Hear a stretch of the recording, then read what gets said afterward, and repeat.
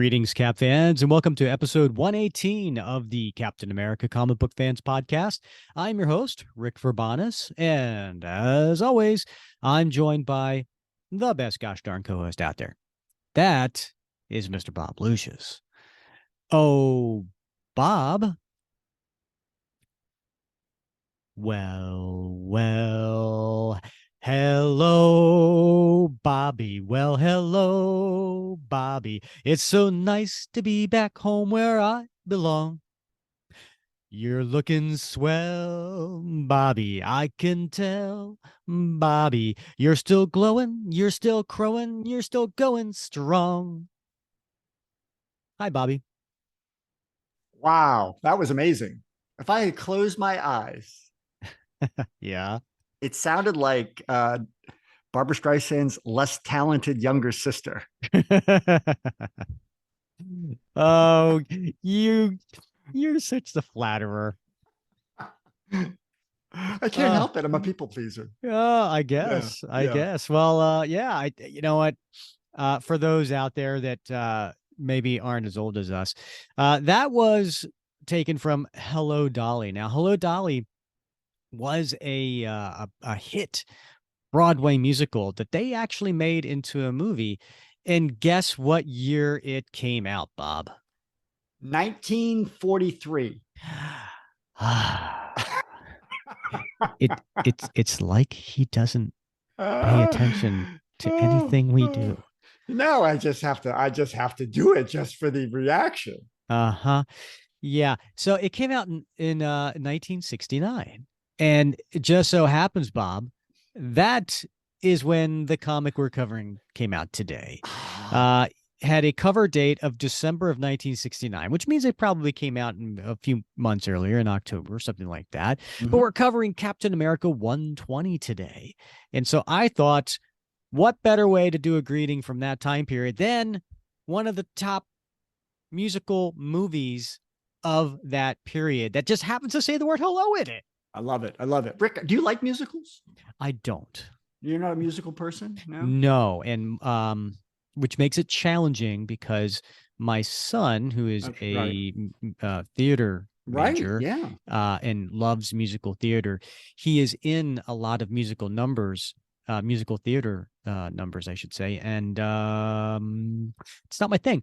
But I love my son, and I go to every single one of them, and I will say this, and I know I'm going on a tangent because you probably had somewhere to go with that, so I apologize. I No, will no, say I this: just keep going. he's a senior at college. He's going to be graduating in a few months, and he was in. He had the lead in a musical just last month, and it was A Gentleman's Guide to Love and Murder, Mm, and I really enjoyed that musical. That was like the first musical I can think of besides Spamalot okay. that Yeah, makes sense. that I enjoyed, even if my son wasn't in it. Huh. But he was amazing. Yeah. He was absolutely Oh, amazing bravo. as the lead character in that. But I'm not familiar anyway, with that particular musical, but now you've got me interested because it's I do like musicals. oh, do you? Yeah, Yeah. it's a fun story. It's a period piece, and it takes Mm, place over in I probably I think want to say England, but um, there's a guy who finds out that he is related after his mom passes away. He finds out that he is related, and he's like eighth in line of this particular family, and they he finds his way into um working his way up the mm, the secession, yeah. um and it's a comedy, Right. right? So there's some foul play, but it's all done in Mhm. good humor, and it's a romantic comedy as well because there's a couple love interests and he's playing in between these two love interests, and it's a fun show. The show, the musical numbers are funny. And anyway, I digress. No, no, no. I mean, when I first started dating my wife, there were two things. We talked about different kinds of entertainment that we liked. She said she doesn't like musicals and she didn't like period pieces. That she told me that after I took her to see like Remains of the Day or Howard's End or one of those movies, and I was like, "Whoa, this may not work." But she's evolved over the years. She's developed a taste for period. She likes Downton Abbey, you know. So I mean, that was sort of a gateway drug for her. But musicals is still something she's not quite into. But I love them. I love them. So yeah, yeah. A Gentleman's Guide to Love and Murder. All Check it right, out. check it out. All right. Yeah. So, Bob, you know, you know, we're both on social media, right? We've spent a lot of time in our Captain America Comic Book Fans Facebook group, but I also am in other groups on Facebook. I don't look at me hurt like that. And you know, comic related, some are, you know, other hobbies of mine related as well. And of course, you know, I spent some time on Twitter, a little bit on Instagram, a little bit here and there. And I don't think I'm telling anybody here on, you know, it's listening anything new, but there's a lot of jerks out there, Bob. Yeah, there are. You know, like there's a lot of people out there who just can't help themselves. Yeah.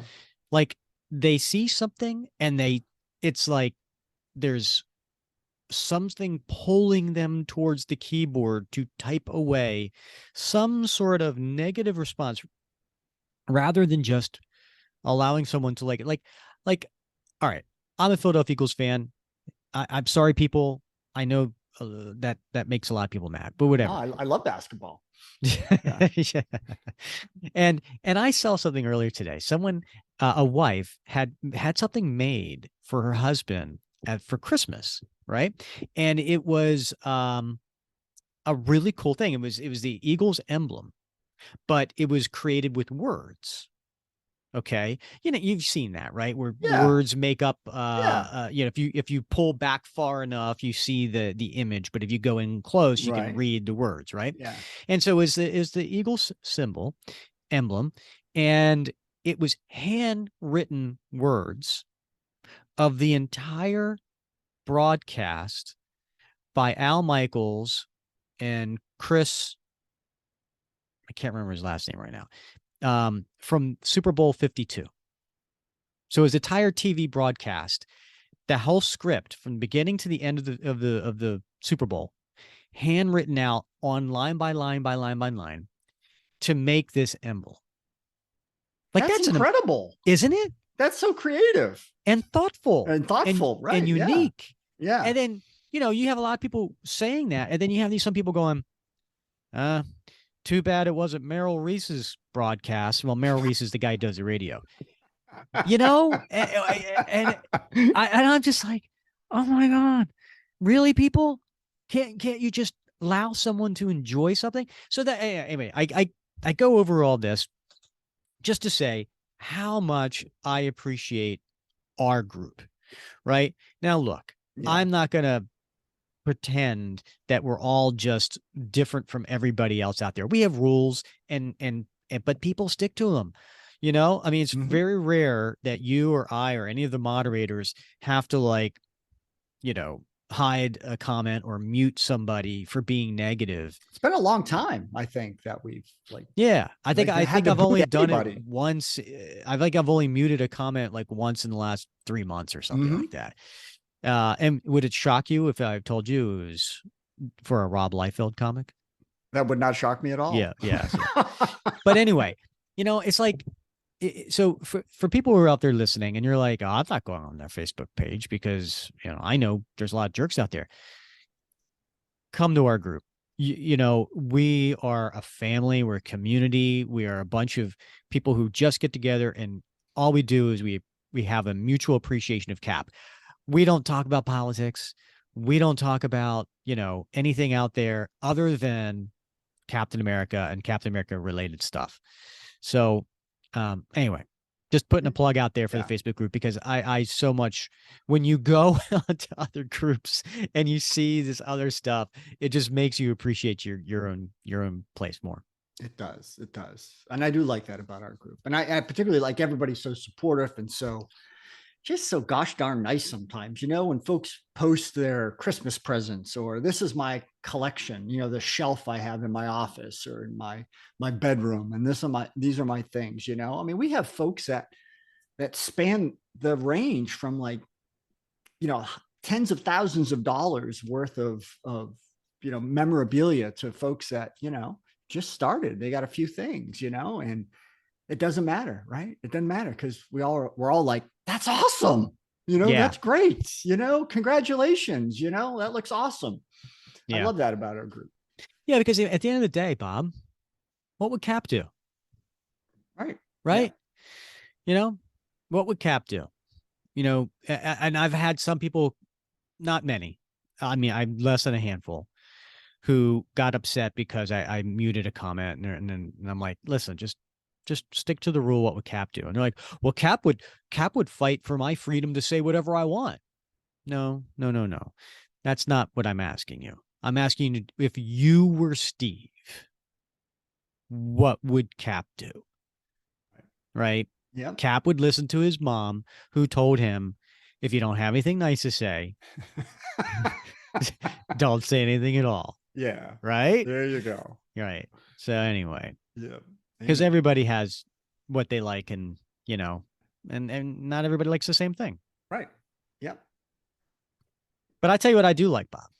I like this comic you picked out. Now tell the listeners why you picked Captain America 120 for us to cover today. It's a good question, Rick. And I got to tell you, I like this one too. And I like the context of when it was written and published, right? Because it did come out in 1969, near the end of 1969, and there was a lot of things going on, right? In 1968, of course, we had Martin Luther King was assassinated in 1968. We had all of the protests, the Columbia protests, the student protests, the Vietnam War protests, the civil rights protests in 1968. 1969, we had the People's Park protest. And if you're not familiar with that, check it out. But, all these protests were going on. And I got to think that informed the writing of this comic, right? Mm-hmm. And so, as Martin Luther King Junior Day is rolling around here shortly, I was thinking to myself, let's do something that harkens back to the early civil rights movement and the student protest movement, because protest is something part and parcel of American culture, right? It's what we do to express our displeasure with our situation, right? Whether it's politics or economics or culture or whatever, we peacefully protest. And we use our voice. That's one of the beauties of our system. And so I thought it would be great to go back to late 1969 to Captain America 120, Captain America Crack Up on Campus, and look at how that situation was explored at that time, and see if there's any lessons we can pull from it for today. I like it. And when you told me that was your thought, I was down with it. And I'm glad we're here today. So, solicitation, should I read that, Bob? Please. All right. This will really shake you up. Cap becomes part of the college scene, and then the action starts. Groovy. I know. I'm almost ready for like a boom, chicka, boom, boom. What kind of action are we talking about in the college scene? Right, down at the rat scala. So it is written by Stan the Man Lee, who just celebrated, would have celebrated his 100th birthday, which is amazing that Stan, just amazing to think that he had been around for 100 years. Penciler is by Gene Colan. Now, we've done a few issues before by Gene Colan. He's a very stylistic artist. Has some interesting perspectives. And then inker is by, legendary embellisher Joe Sinnott here. Letterer, Sam Rosen, which was somebody who had been a mainstay in the Marvel bullpen. And then editor is Stan Lee. Now, the cover is by Gene Colan and Joe Sinnott as well. Uh, Bob, do you want to take a crack at Ooh, describing the cover? nicely said. So, it looks like, it is a perspective looking down, really like a 3/4 looking down, right, Rick? And it Mm-hmm. looks like we have some sort of ruffian. I don't know who he is. We'll learn about it in the book, but he's got long shaggy hair and he's wearing purple pants and a purple shirt and he's I got already don't like him. yeah, I know, right? Purple, right? And then he's got this looks like an embroidered jacket, blue and white, sort of flowery, and he's got a gun in his hand, Rick, and he's got the gun in one hand, but his other arm is around the neck of it looks like some sort of, if you're going to think of the man Mm-hmm. in the context of 1969, this is the man, right? Mm-hmm. He's got a suit on, and he's an older gentleman Mm-hmm. and he looks frightened, right? So you got this ruffian holding this guy in a headlock and he's got his gun and he's shooting at Captain America, who is running up the stairs toward this pair. And down below you see what looks to be dozens of probably students, right? Because we're on a campus apparently. They are all coming up behind Cap, and then some of them look shocked, some of them look angry, but there's something going on here, and I got to think it has something to do with this crack up on campus, Rick. Yeah, and it's not just any gun that he's firing at Cap, is it? It's a gun like unlike any I've ever seen.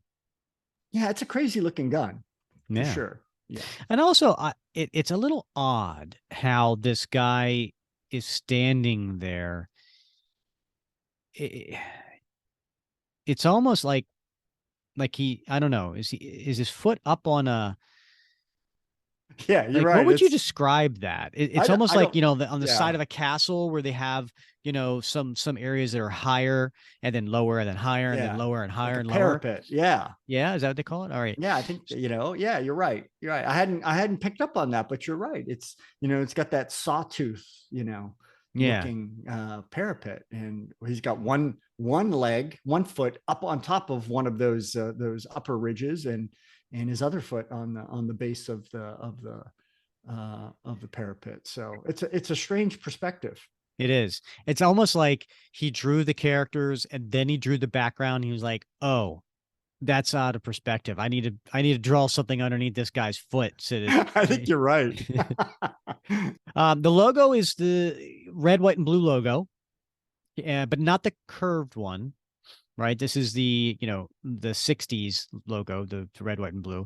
And then in the corner box, it's the Jack Kirby Cap raising his left hand with the shield on it. And then it's 15 cents. And I always I find this cool too because it's like the typed word Captain America, but it's CAPT period and then America. So low key. So Right. Yeah. Isn't but it funny though that they felt the need to abbreviate captain? I mean, they have space yeah, that's a good point. They could to have just add the easily, extra letters. yeah. No, that's a good point. They could have done that. Yeah. Mm. Um, so going inside, the title to this one is that's your part, Bob. Oh, sorry. Crack up on campus. Yeah. All right. So we have a big splash page, and it is Cap and the Falcon in his green and orange original costume. And they are standing there, Bob, just shaking hands in the middle of Harlem, standing on the sidewalk and in the middle of the city. And you have all the pedestrians kind of staring at these two garishly colored costume, you know, characters standing on the sidewalk. But of course, everybody knows who Captain America is, but they're being introduced to this new character, Falcon. Now, no, let's just back up a little bit, right? This is issue 120. Now, Sam Wilson and the Falcon were introduced in issue 117. So 117 through 119 was this three-part story where the Red Skull introduced Sam Wilson as kind of like this Trojan horse type of thing, and tried to manipulate Captain America. But it turned out that Cap and Sam became friends. He trained him and fought the exiles and ultimately defeated the Red Skull. So now here they are back in the United States, and they're in Harlem. And we've got Red Wing on Falcon's shoulder. He is wearing a muzzle. I guess, he He's got just that came. mask, right? That covers their eyes. Yeah, Yeah. and yeah, he's got that little thing around him, right? And he's got that. I guess he's a wild falcon that he just brought back from another country, so he's probably easing him into the United States, I guess.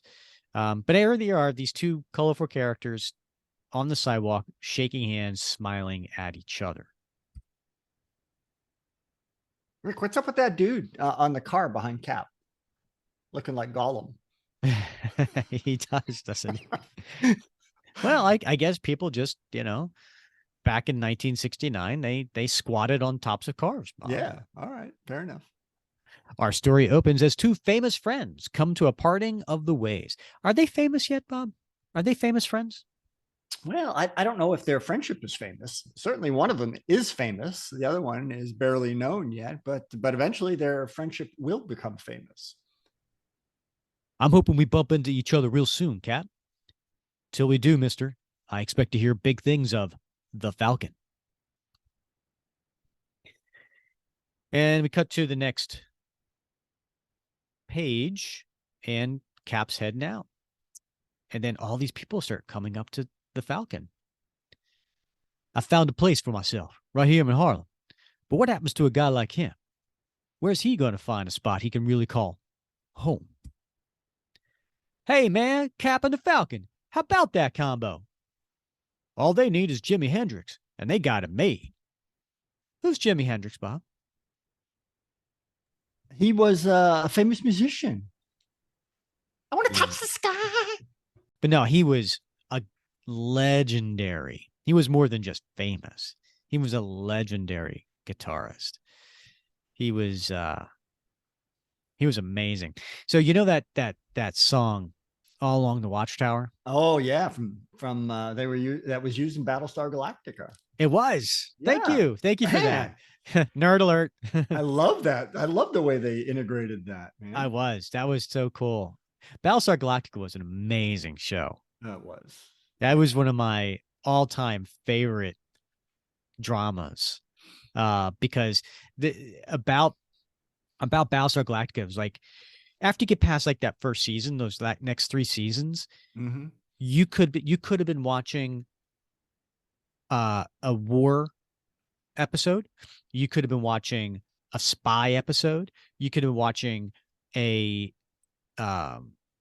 romantic something. You could have been watching a courtroom drama. Like it took on different feels depending on the story and the director and everything. Yeah. But ultimately it was superbly well written. It really was. Yeah. It really was. Did you ever watch Caprica? I think I started to, I never finished it. Huh. Yeah. Interesting. Yeah. But I think I watched Battlestar Galactica that season. Not that season, that series like 2 or 3 times. Yeah. The second time, it was so much cooler to watch because you knew who the Cylons were. Right. And you gave it like a whole new perspective. It does. Yeah. Yeah. Listen, listeners, if you have not watched the Battlestar Galactica TV series from like a decade ago, do yourself a favor, watch that series. I highly recommend. I have them all on DVD, Rick. And, oh yeah? Yeah. Because I watched those. I think I was living in Vietnam at the time. And so I would get them on DVD. So I've been trying to get my son, to get into it and watch it. But like I show him the DVDs and he's like, what the hell are these? What do I, he's holding them up to the light. He's like, what do I do with these? Right.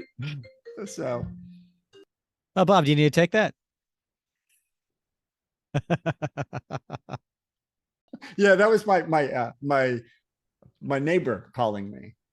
Yeah. Shout out to Rocky. Rocky calls me every now and again on his way into work just to shoot the breeze. So, Okay. no. Anyway, so about All Along the Watchtower, and maybe this is hyperbole, maybe this is a legend, but I'm pretty sure this is a true story. So the original version of that was written and sung by Bob Dylan, and he was the one who wrote that song and performed that song. But Jimi Hendrix took it and did a live version of it. Mm-hmm.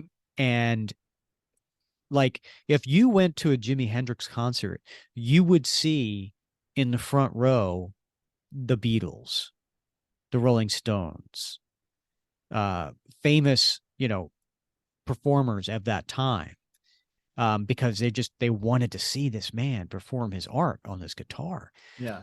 And anyway, the story is when Bob Dylan saw Jimi Hendrix do his song, he cried. Wow. Because he knew, like, he could never have done better than Jimi Hendrix. Like, Jimi Hendrix took the song to a whole nother level. Wow. Anyway, that's a good story. That's a good story. I also saw Jimi Hendrix. He was in the new Bill and Ted's Excellent Adventure sequel.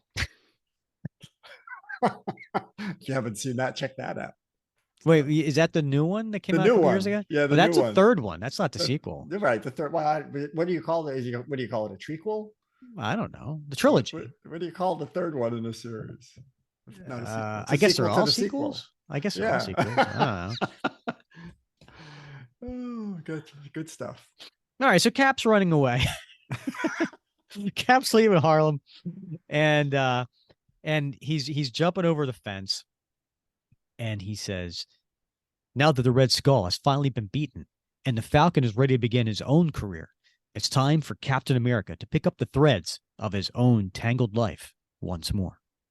The first thing I've got to do is learn where Sharon Carter is." Oh, that's right. We're back in the 1960s. Oh, he's pining. Yeah. But it is a cool image of him jumping over the fence. Yeah, good perspective.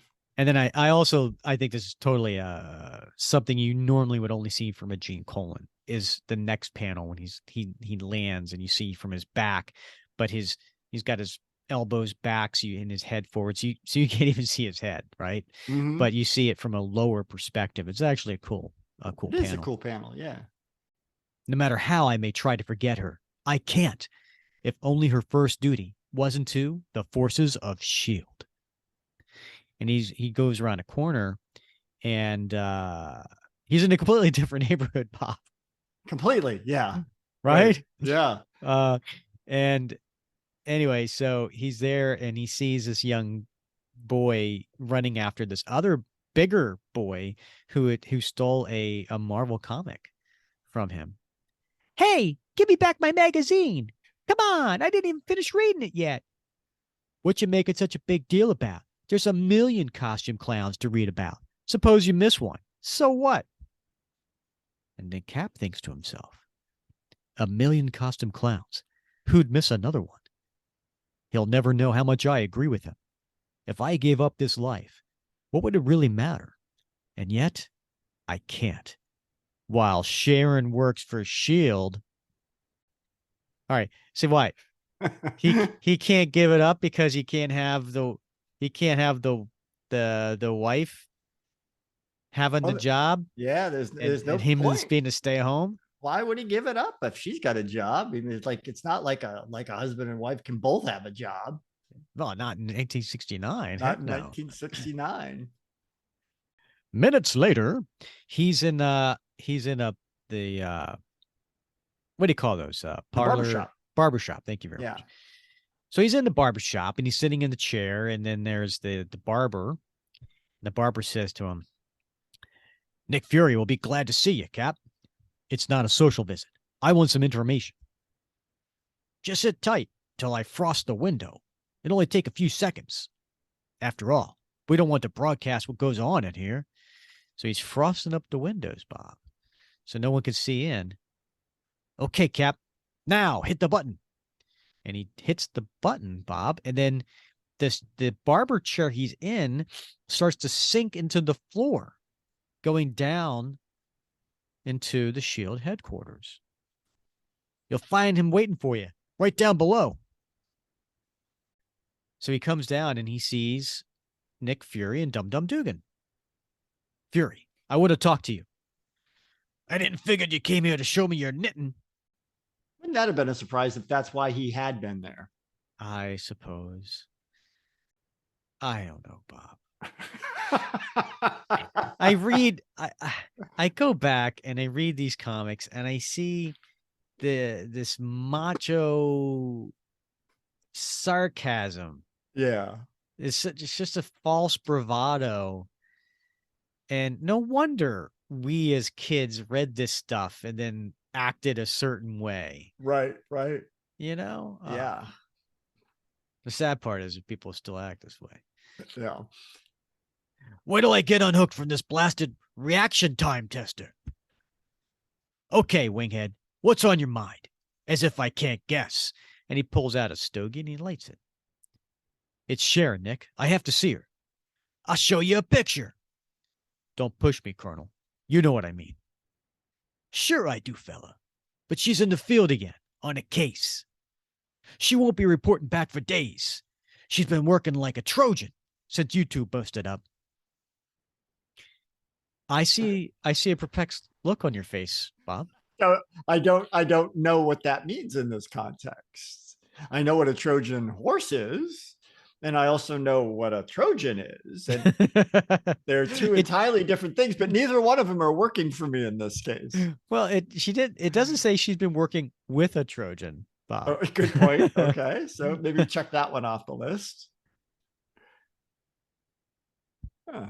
Yeah, maybe she's she's a spy, Bob. She goes and she undercover somewhere as a Trojan horse. Why not a mole? Is that different? A Trojan? Mole, mole, mole, mole. Mole. Another classic film, right? Who's the mole? So Cap's sitting in this really interesting looking relaxo. It's the relaxo chair, right? Yeah, it's pretty fancy. That's what I've been afraid of. In case you didn't know, that's our new slumber seat you're sitting in. And you look like you could use some shut-eye. Cap yawns. I didn't realize I was so tired. You weren't, pal. The seat does it to you. And it does a lot more than that, too. Like, it'll make you decide to work on a little job I got lined up for you. One that's just cut out for Captain America. Okay, mister, push the button. And Cap, with his eyes closed, pushes the button. It could give you nightmares, lullabies, anything I feed into its tapes. And when you least expect it, there's one certain ad I want you to see. Bob, what's going on here? That's crazy. It's like he's hallucinating, having these nightmares, these dream sequences. There's a particularly nice one of Sharon. But yeah, you're right. Down in the lower corner, there is a help wanted ad that you can see amongst all the other figures and action going on. What do you mean there's a nice one of Sharon? What part of the Sharon one's nice? She's looked like she's getting shot in the back. Well, it's a nice perspective. I'll just leave it at that. Oh, Bob. I know. Madam Hydra is going to be so upset with me. I know. And what's the help wanted ad, Bob? It says help wanted male teacher phys ed, good paying position at a liberal arts college. Interview Monday, Tuesday, Friday. Apply at Main Hall, Manning College, 713, someplace in New Jersey. Ah. He saw it. Now to shut the gadget off. I'm awake again. Now I know what I have to do. It worked, Nick. Yeah, sure looks that way. See you, Fury. I've got to go now. All right, so let's pause here. That's the only type of reception committee you can count on these days. but they're sure giving that prof a hard time of it. He's liable to be hurt. So he runs up to the kid. We've listened to you long enough. Now you'll do the listening. Take it easy, boy. He's twice your age. Cut out, mister. We don't need any Boy Scouts butting in. Look, if you're busting to push someone around, how about starting on me? Hey, guys, get a load of this square. He's right out of the Rover Boys.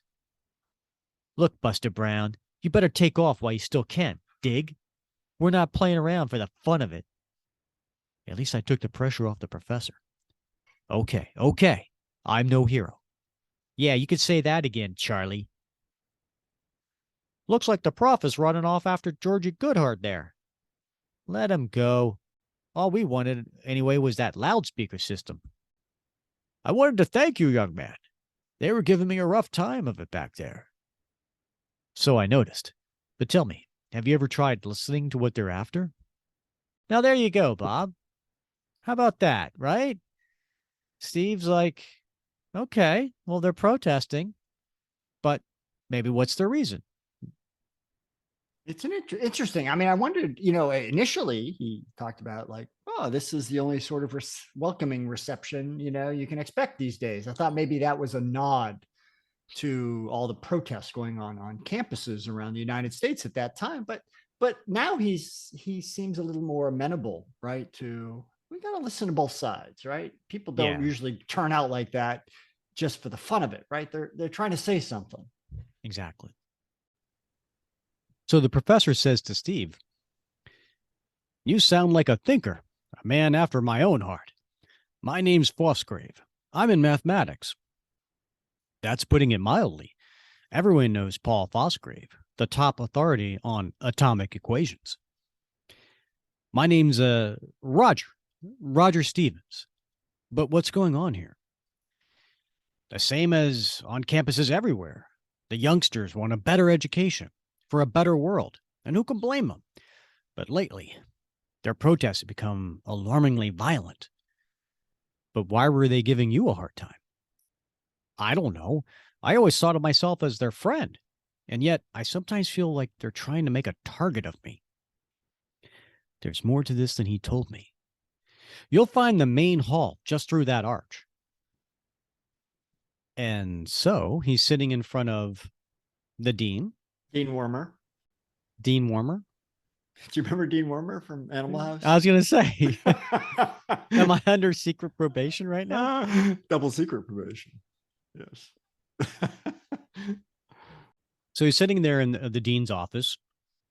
The two of them are across from each other at his table, his desk. You're the first applicant, Stevens, so the position is yours. I've too many urgent problems to waste much time on the selection of an athletic instructor. Yes, I could sense the student's mood as I walked through the campus. It's a mystery to me. We've always had splendid rapport between students and faculty. We've always listened, been ready to parley, tried to understand. But suddenly, our most articulate, most respected student leader, Mart Baker, seems to have turned rabble-rouser. And he takes off his glasses with a handkerchief to clean them, as to give more dramatic pause. I do this. This is what I do in class. Oh, do you really? When I forget what I was going to say. You whip off your glasses and start clean to the lenses. Clean the lenses. Yeah. Do you chew on the tip of the glasses? Oh, I absolutely do. Yes. Yeah. Yes. And ponder. I ponder. I look up into the corner. You ever hear Jim Gaffigan does a bit on that? He pulls off his glasses and he starts chewing on the end. He goes, "Do you ever wonder how these taste like plastic?" He's become more interested in fomenting riots and causing trouble than in resolving any issues. What happened to cause Baker's turnabout, sir? I wish I knew, Stevens, but now you have to excuse me. Sounds like trouble brewing outside. You tell him, Mott. You show him where it's at. From now on, we're going to run things around here. They can't stop us. They can't fight us. We're too many for him. Watch it, man. Here comes trouble. Give us that, Mike Baker. You're not going to wreck this school. They offer to meet our demands. Why won't you give them a chance? Don't listen to him, Mart. We can take him. All you're out for is Mart Baker. So basically, there's a group of other students that are like, hey, they're trying to meet our demands. Why don't we try to, work this out? But apparently Mark Baker is really pushing for more than that. AKA Mike Baker. Huh? Yeah, it's weird, right? In the same panel, they refer to him as both Mark Baker and Mike Baker. Yeah. Well, Baker says, I don't get it. You two guys told me all the kids were with me. You gonna let a bunch of establishment goons try to stop us? They're nowhere, Mart. Grizzly's right. We got it made. This isn't the time to chicken out here. Not now. We've got the whole school right in the palm of our hand. And then we see Steve there. He's thinking to himself, the one called Grizzly and the other with the shaven head. They keep egging Baker on. Now's the time. Give him our demands. From now on, we're calling the tune here. My committee is going to decide what we study and who studies it. Look, Baker, we're willing to talk, but let's be reasonable. I'll decide what's reasonable. My demands are final. Either our student committee take control of this college, or we smash it. Now step aside. I got a rally to organize. Baker's gone bananas. We got to stop him. No creepy goon with a loudspeaker is going to get me from getting my diploma. Let's go. Let's break it up. Listen, are you with me? Seconds later, the campus seems to explode into a freewheeling melee. You fake! You're playing right into the establishment's hands. And then we see Steve upstairs looking down from a window, but he's changing into his Captain America garb. If they have to call the police, then anything may happen. But maybe Captain America can break them up before it's too late. But I've got to be careful. I'll be facing students, not supervillains. And he jumps out the window to go down into the big fight. Although I still suspect there's lots more to this than meets the eye. Hey, look, over there. And we cut to the next page, Bob. Whoa, we got a full page splash. And who do we see, Bob? It's our good friend, M.O.D.O.K. M.O.D.O.K. What does that stand for, Bob? Oh, something designed only for killing. Well, I will tell you, and I'm sorry I put you on the spot for that, Bob. But interesting enough, M.O.D.O.K, guess what? This is only his 5th appearance. Only? It's 1969, man. Well, yeah, but I'm just saying he's not a very well-established character at this point. Fair enough. Right? Yeah. He had 2 appearances in Tales of Suspense. And then leading up to this issue, he appeared in 117 and 119 and kind of like, off panel kind of, as the Falcon story was going on. Mm-hmm. But now we see him. But he's not a very well-established character. Right. Fair enough. At that very moment, within the hidden headquarters of Advanced Idea Mechanics, the sinister secret organization known as AIM, a grotesque figure, gives vent to a sudden pang of uncontrolled and savage rage. And so we see the gigantic M.O.D.O.K. Now, for those who don't know what M.O.D.O.K looks like, Bob, how would you describe him? He's a big head in a sea, a floating chair with arms and legs, sort of purposeless arms and legs, right? He doesn't use them for locomotion, although he can use his hands to manipulate things, but he is principally head, right? With a supporting harness around the head and a big jewel-like device in the center of his forehead that allows him to focus his mental energies into destructive laser beams. Laser. So here he is with his AIM minions who are all wearing like the beehive hats, but they're not in their all yellow, Bob. They're in like white with magenta or purple accents. Yeah, well, it's after May, Rick. Everybody knows that AIM wears their white uniforms with magenta helmets between May And Labor Day. Yeah. Ah, gotcha. Yeah, very good point. So they're looking at a gigantic screen of what's going on. Cap in the middle of this ruckus, and M.O.D.O.K does not look happy. Captain America! His presence on the campus was not anticipated. He must not be allowed to alter another of my most carefully structured plans. Not now, not when I'm about to take advantage of the uprising which my agents have created. Perfect. Bob, why are you laughing while I was talking? I'm just thinking you're so much better at voicing that than Patton Oswalt. All right. Do you hear that, Hollywood? Reach out. I'm at least half the cost. Half price, yeah. Half price. They don't call you half price, Rick, for nothing. Is that a short joke, Bob? No. Oh. Not even the red, white, and blue Avenger can stop us now, Master. Mighty M.O.D.O.K has planned too well. I am M.O.D.O.K. I am supreme because I leave nothing to chance. Quickly, contact my 2 campus agents. They must act now. M.O.D.O.K calling R1 and R2. Timetable has been altered.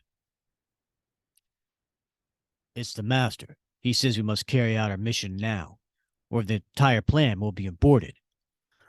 Tell him we cannot fail. With everyone's attention focused on the campus riot, the victim will soon be ours.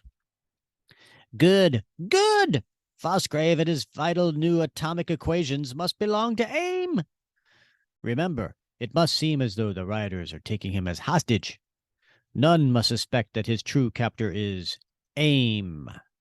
Bob, for the listeners at home that are not reading along, what's going on this screen here? And this one where M.O.D.O.K is overseeing his minions, his AIM minions, communicating on the radio system. Yes. That one. Yeah, where they're reaching out to communicate to their 2 agents, R1 and R2, who we can assume is Grizzly and the other individual that is with him. And so. No, I'm talking about where on the screens there behind M.O.D.O.K. Oh, right. So there apparently is a computer screen. And one screen says Priority 1, Professor Paul Fosgrave. And then the other one says Fosgrave, Manning University, discoverer, new atomic equations. And we know that this is a computer because there's a label on it that says data analyzer, lest there be any confusion. Yeah. So who do you think put that there? Do you think Stan don't asked think so. The letterer to put that there to help explain this? Or do you think Gene Colan put it there? Did the letterer put it there? Who asked him to put it there? It's a good question because it seems completely unnecessary, right? I mean, it's pretty obvious what is going on here. Just as if in the panel above that, the center panel, the second panel on the page, the radio has a label that says radio contact. Yeah, I know, on the radio, right? So a little unnecessary embellishment. I suspect maybe the letterer did this. Yeah. I guess maybe, I don't know. I mean, today's readers, these types of things are, I guess, so understood that we don't need explanation. Yeah. But maybe back in 1969, when computers weren't something that everybody found in their home. Right. And here we are looking at a panel full of computers with switches and buttons and dials and then monitors. This is something relatively Yeah, that's fair. out of sci-fi. Right. That's fair. Because if you remember the old Batman TV show, right? I mean, everything was labeled in that as well. Right. Right. So, yeah, even in the Yeah, Batcave, exactly. it was his computers. Why would he need a label? But, right. Meanwhile, look, son, legitimate demands are one thing, but can't you see how impossible, how irrational yours are? It's no use. It's like trying to argue with a robot or someone in a trance. A trance? Why didn't I think of that before? It would explain his sudden, unreasonable changeover. Hey, big man, let go of him. Look, in that window, above. Help! They're trying to hold me as a hostage. It's Professor Fosgrave. He's being imprisoned in his own office. They must be out of their minds to do that. It only served to bring the police. Perfect. Now no one will suspect we're not just ordinary student radicals. And then Baker says, as Cap's holding him, they must be nuts. They're waving guns. Why do they think what do they think they're trying to do? The whole thing's just gotten out of hand. Now it's a job for me. Grizzly, put it away. This isn't how we planned it. Shut up, Baker. You're too chicken for your own good. That's enough. Now come away from the window. Don't overact. And then Cap thinks to himself, that's no ordinary revolver, which only serves to confirm my suspicions. I just want to point out, like, Gene Colan's Cap uniform is very different, right? He's got all these thin red and white stripes that go all through the back as well. It's very different looking. You know, it looks more like a flag. You're right. It does. Yeah. At this point, it looks like the flag of Puerto Rico. Well, good point. Yeah. Right? With the big white star and then the flags, the stripes underneath. It's Captain Puerto Rico. And then so Cap starts running up the stairs to get to the room that's up there in that tower. You stay put, Baker. I'll get back to you later. Nothing doing. I got too big a stake in all of this. Wait, where are you taking me? I thought you were holding me hostage. That's what everyone's supposed to think. Quick, drag him to the roof. Hurry. Someone's coming up the stairs. And just as they open up the emergency door to get to the stairs, Cap comes running up and punches. Which one is that? The bald guy. Right. Yeah. Hold it, mister. You're not going anywhere.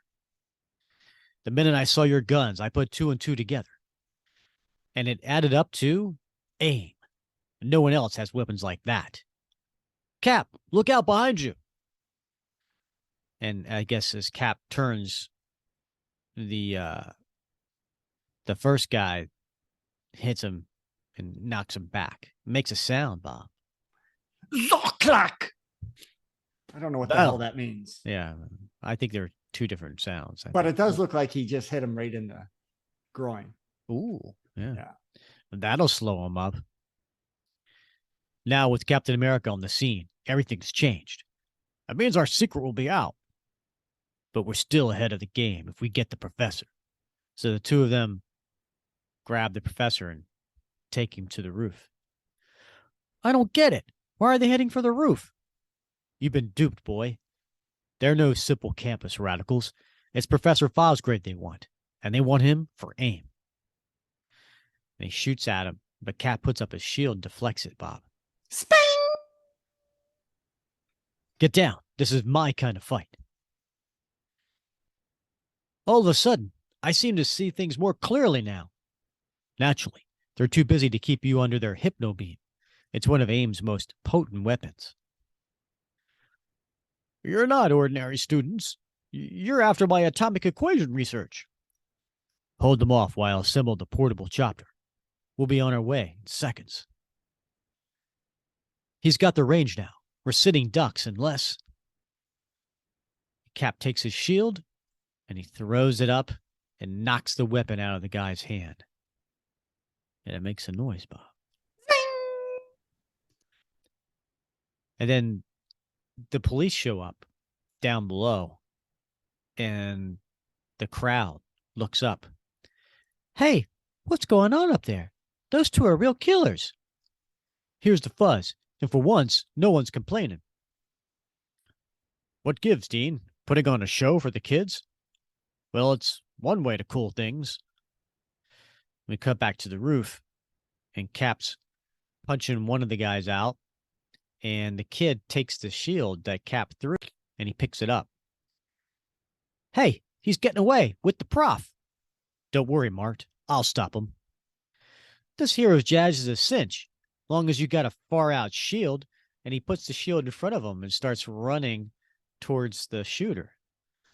Stay back, you fool. Back. I warn you. And he fires, and he hits the shield, and it makes a loud noise. M.O.D.O.K, which knocks the kid back because he's not used to handling the shield. And next thing you know, the professor and the bad guy are getting up in this little, rinky-dink copter as they're flying off. And Cap says, my shield. Too late to reach for it now. But I've got to stop him some way. If anything it'll do it, it's their own gun. And he picks up their gun and he fires. I snapped the blade. The prof is falling. And he runs as the helicopter's crashing to the roof, but he goes and he catches the professor. Got you. Wow, for a late start, Cap, you sure come on strong. And then we cut to the next panel. I don't know, Bob. Did he just fire at a helicopter and it fell onto the roof and blew up and killed the bad guy? It does seem the case that he fired at the blades, the mini chopper, which I haven't seen the likes of since You Only Live Twice. Remember when James Bond was flying one of those? Oh, yeah. Yeah, same sort of copter. Snaps the blades. It falls. He catches the professor, but it shows the helicopter hitting presumably the roof of the building and blowing up, and no sign of Grizzly. Perhaps he met his grisly demise.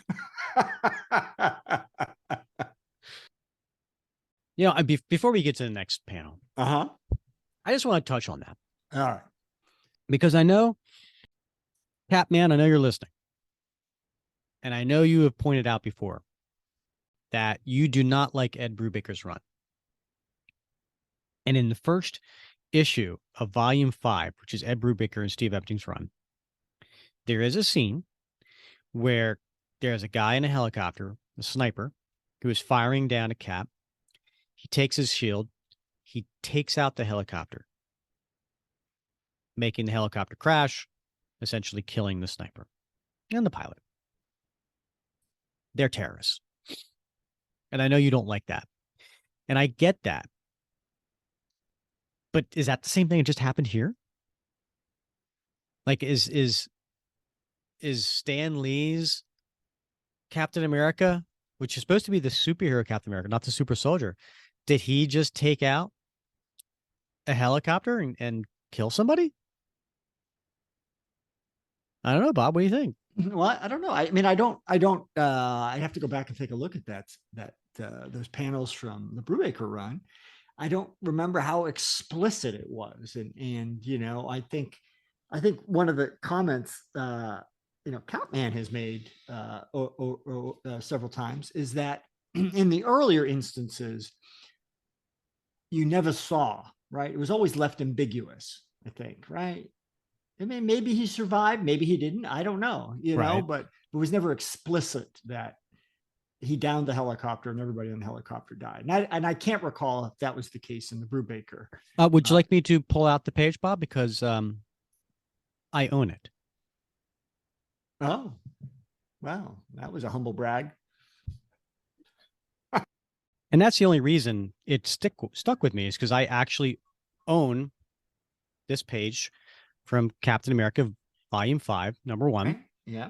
And as you can see, there's Cap on the rooftop being fired on by a sniper in the helicopter. Yeah. And he takes his shield. He takes off the back portion of the helicopter. Yeah. and the helicopter then goes down and crashes into the city. All right. Now, Again, it's off yeah, panel. it's It's off off panel, panel, right? but And you could survive that. someone could survive that. Sure. Yeah, helicopters crash all the time, and people survive. I have not personally related to it. My brother's former wife's cousin. That's convoluted.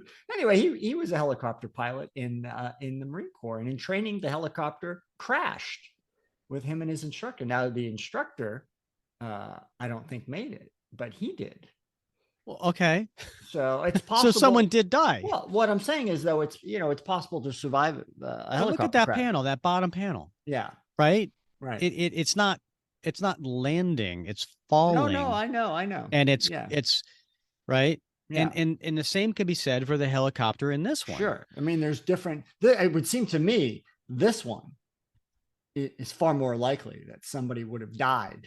I mean, there was no fuselage around Grizzly and Professor Fosgrave, right? They were sitting on essentially a gyrocopter.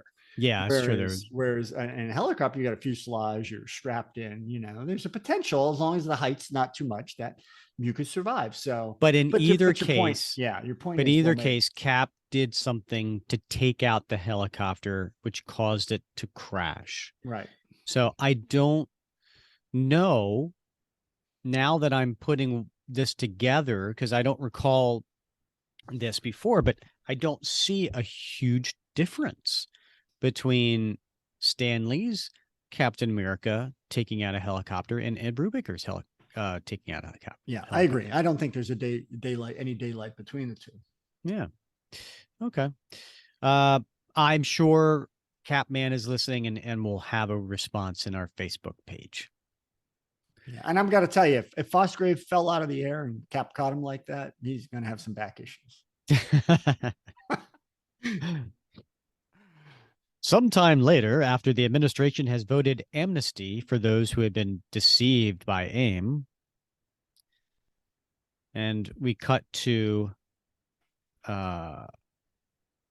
Fosgrave and Baker in the room, with the students on one side and the teachers on another, and they're coming to an agreement, or a parlay, as they had described it before, which I would always kind of assume that was just something that people did on ships when being attacked by ghosts.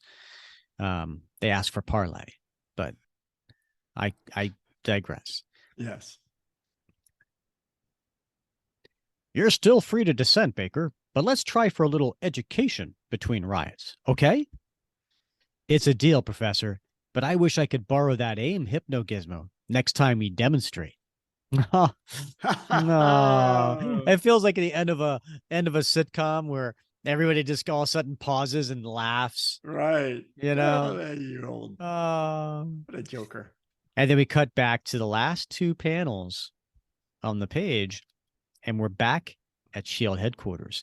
And there's our beloved Nick Fury with a stogie in his mouth reading a newspaper. Well, I see by the paper that everything's coming up roses at Manning again. Looks like you did a good job, Sunbeam. But how come you didn't stay on as athletic instructor? I couldn't, Fury. The job's too tough for an old codger like me.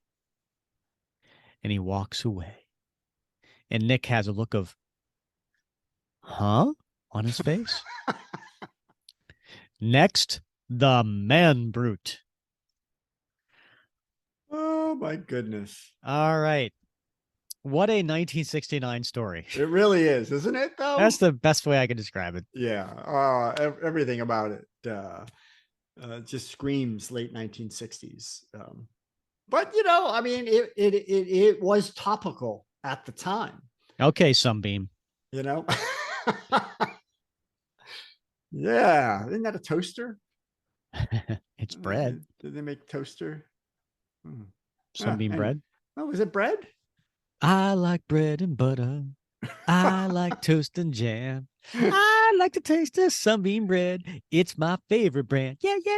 Well, you better like it because in another couple of days you're going on your diet. So enjoy those carbs while you can. Stop right there. We, first of all, Bob, as you know, it is already mid-January when this podcast comes Oh, out. you're right. How's it going? You look thinner. Uh-huh. Anyway, very topical, story, but also in very Marvel fashion. Very superficial.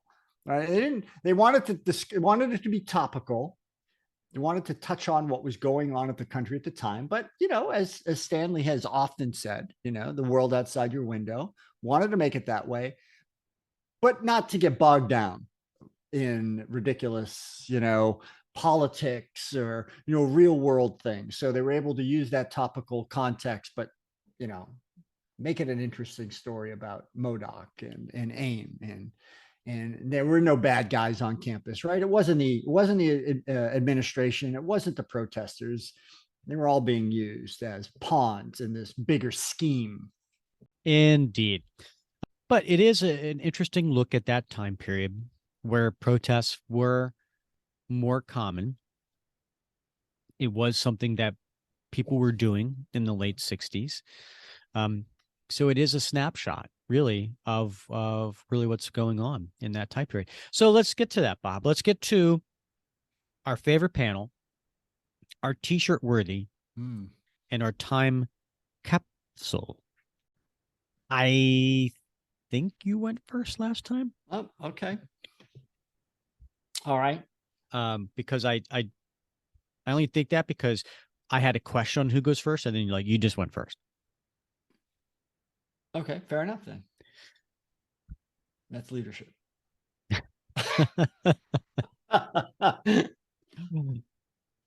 So what's your favorite panel, Rick?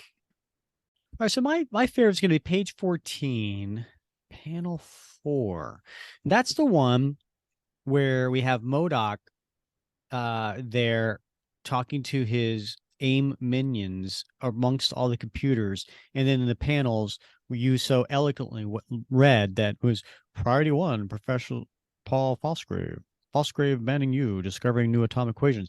I like this panel a lot, for a couple reasons. One, we don't get too much about the villains very often. It's always about the Captain America, right? So I like the fact that we're focusing on the villain here, but it's fun to me to see in 1969 a room full of computers, and then the letterer or whomever decided to spell things out on these monitors to explain to the 1969 readership, which probably at that time was kids, right? Yeah. Maybe teenagers. Yeah. And so I don't know. I thought this was a fun panel. Yeah. It is interesting. I can almost I can almost see it in my head because you've got the two AIM guys, right? And they're on the phone or on the communication device or whatever it is. And M.O.D.O.K is there, uncomfortably, awkwardly close to them. They're on their radio contact, Bob. Yes, they're on the radio contact. And I can almost hear M.O.D.O.K saying, tell him the timetables moved up. What did he say? Because instead of just talking to him himself, he's relaying through the two. Okay. What he said, what? Okay, now tell him this. It just has that look to the panel that oh, for crying out loud, just talk to him yourself, M.O.D.O.K. Do you have a favorite panel, Bob? I do. The first panel on page 2. All right. So this is the one where Sam and Steve have parted ways, and you can see Cap moving off into the background, and Sam is sort of looking 3/4 almost over his shoulder. But I love that he's surrounded by these young boys, and one of them is holding Sam's little falcon necklace and looking at it. And I think this is such a great panel, right? Because you're right. Yeah, there was only 3 issues earlier that Falcon was introduced. And yeah, they had Black Panther before this, but there weren't that many, Black superheroes at Yeah. that time. And this panel right here speaks to why it's so important to have representation, right? To have people, superheroes that look like you, that have shared similar experiences as you. And so all these like young boys crowding around Falcon, admiring him and, looking at Red Wing. And one of them was reaching up and looks like he's scratching Red Wing's chin. And that little boy is holding that Falcon necklace and like looking at it, presumably in awe. I love this panel.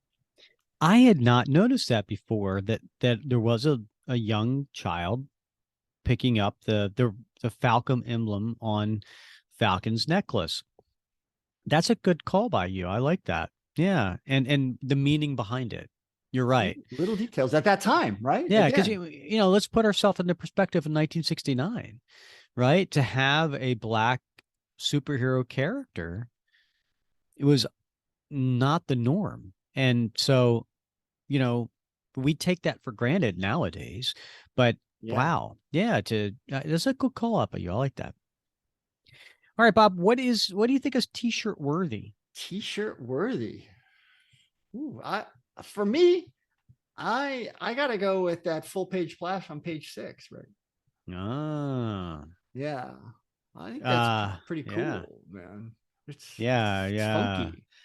Especially when you said Sharon was in a good situation, getting shot in the back. Look, it's got everything I like. It's got Cap, it's got Sharon, it's got looks like a sitar.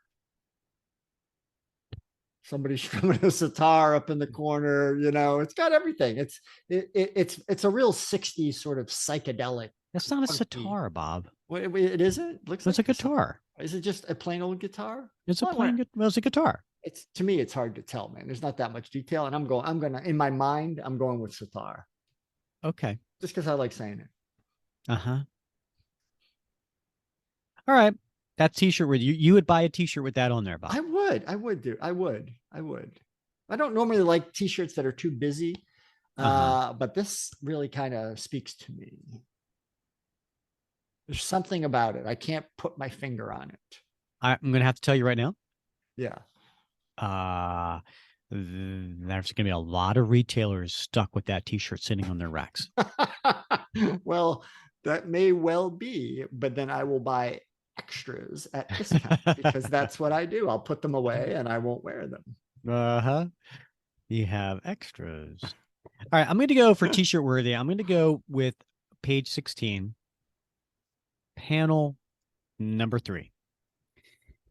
And that's the one where he's coming up the stairs and he's punching someone in the face. And the other guy's getting knocked back and he's firing his weapon into the air. And Cap says, "Hold it, mister. You're not going anywhere." And that's just, I like the perspective. That's a Gene Colan kind of perspective. It's not something you normally see. And I think that'd make a cool t-shirt. Yeah. Okay. All right.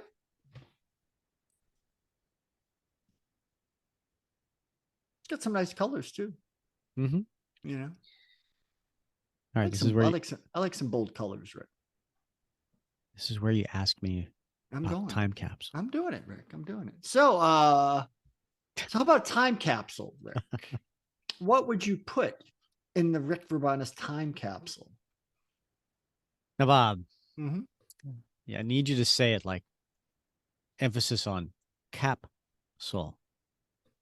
Right? Okay, Rick. So at last we get to my favorite question. What would you put in the Rick Verbanus capsule?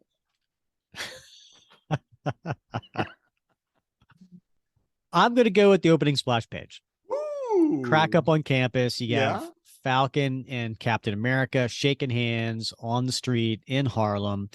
And all the pedestrians staring at these two guys. That's going in my time capsule because it is a momentous occasion. This is the first time that Sam Wilson, as the Falcon, is in Harlem. And so that is, I think, an important important part. And then you have you know, the little Gollum guy on the Right. Yeah. behind Gollum. them. Right. Yeah. So It's I'm putting that in my time Yeah, capsule. it's a cool, this is a cool splash page. Not only because of that, because which is important, it is momentous, but also, it's a really well drawn splash, right? The people all gathered around, and just the fashions, right? The fashion, what people are wearing in the cars themselves. Although there's not a lot Mhm. of details of the cars, but you can tell this is late 1960s, early Yeah. 1970s fashion, as well as the cars. So yeah, great choice for a time capsule. How about you, Bob? What's your time capsule? I'm gonna go with the Or should I say time capsule? capsule. Yeah. So I am gonna go with I'm thinking of the slumber chair, right? So if you recall, the slumber chair is on page 5. And Cap lays down in the slumber chair, he gets very sleepy, he's told to push the button, he pushes the button, and here it is right here. It's that full page splash on page 6 where Nick Fury says, Are you double dipping? now I am double dipping because I like the fact that this is so time capsule worthy. He says it can give you nightmares, lullabies, anything I feed into its tapes. And that right there is time capsule, right? Do you remember when they had tapes? No, of course you don't, because we didn't. Of course I don't. What Yeah, I tapes did remember you tape. listen to? Are you 8-track kidding me? tapes? What? You put on the little tapes, Yeah, the cassette computer tapes. I tapes? mean, you know, Well, all right, eight-track tapes 8-track. were around when I was a kid, but I wasn't into them. But All the right. cassette tape era, I am totally the cassette Yeah, tape I era. know, but I'm not talking about those tapes. I'm talking preceding even 8-track tapes. I'm thinking back in 1969, we're talking spools of tapes, that they used to use for computer memory, where they have the big tape spools they'd put in on the computer. And so this is what I'm thinking when Nick Fury says, "For anything I feed into its tapes," this is what the technology was in 1969, right? Cutting That's all edge right. Good point. memory technology. And Plus, you got a newspaper there, Bob, right, we doing got a with the help newspaper. wanted. Yeah, right. Yeah. Do they even do classifieds Indeed. anymore in Indeed. newspapers? No, No. in newspapers. Do they do Yeah. classifieds anymore? I think they still do, but nobody reads them. So yeah, Wow. no, they do have them, but I never look at them anymore. I just breeze past them, right? Because anything you want, you can get on something else. So I guess there's probably some old diehards that refuse to let it go, but they do still have Are there still classified. spies putting messages in the classifieds so that people from they can somehow get a message out to their handlers? Wouldn't that be interesting to think about? So speaking of tape, Bob, Yeah. you know, the holidays weren't that long ago. And, you know, as a comic book collector, I use magic tape, Mm-hmm. right? I have a little spool. I put magic tape on there, and that's what I use for my bags and boards because I have learned the hard way. If you don't use magic tape and somehow the tape snags a comic, Uh-huh. you're gone. It's Right. done. You Yeah. know, you're ripping the comic. But magic tape magically does peel off the comic. So we have, Magic. what's that? Magic. Eh. So we have magic tape in the house.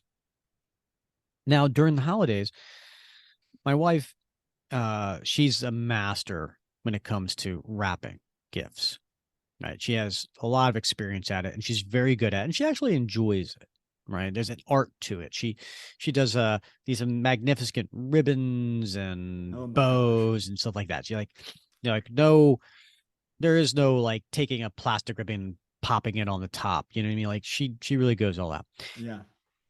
She hates magic tape because she uses like this glossy wrapping paper, Uh-huh. and then like she gets everything done and it's sitting there in our living room like around the tree and all that, and you always inevitably see a corner pop up.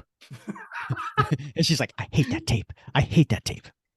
Uh, so this is how it starts, Rick. You got to be really careful about this. Just, somebody's been married for, many years. I mean, you were married previously. You got to know that this is where people start to grow apart. right? Where you have two different kinds of tape. One tape for you, one tape for your spouse. Uh-huh.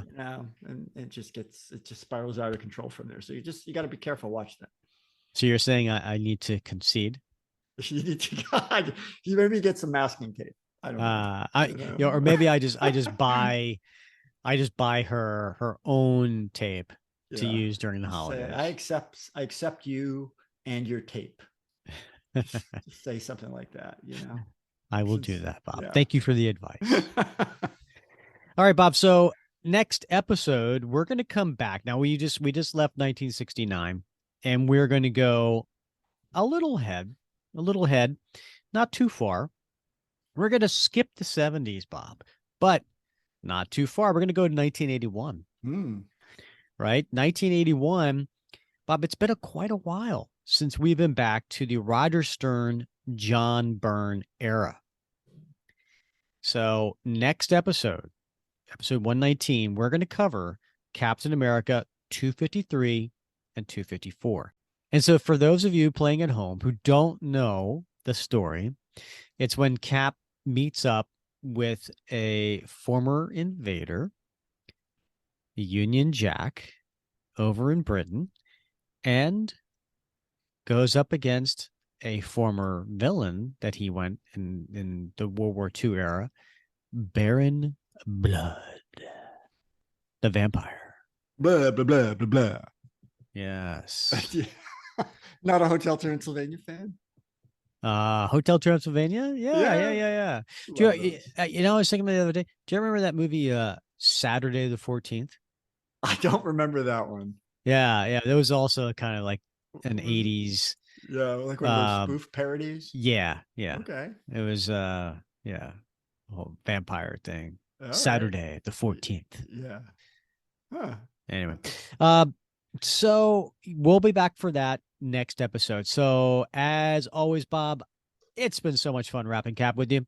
It has. This was a great blast from the past, and I'm looking forward to jetting to the 1980s next. So until next week. Excellent. Well, he's Bob Lucius. I'm Rick Verbanis, and you have been listening to another episode of the Captain America Comic Book Fans Podcast.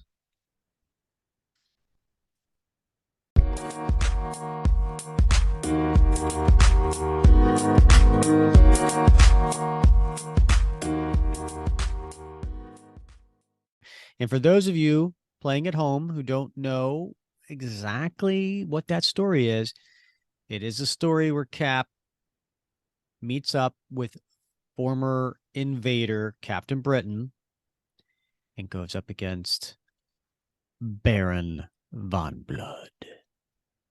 Or Union Jack. Yeah, that's it. Yeah, Union Jack. Sorry. He goes up against Baron Blood. Blah, blah, blah, blah, blah. Is it Baron Blood or Baron Von Blood? Is he a Von? I don't know. I don't know. All right. Let me start this whole damn thing over. All right.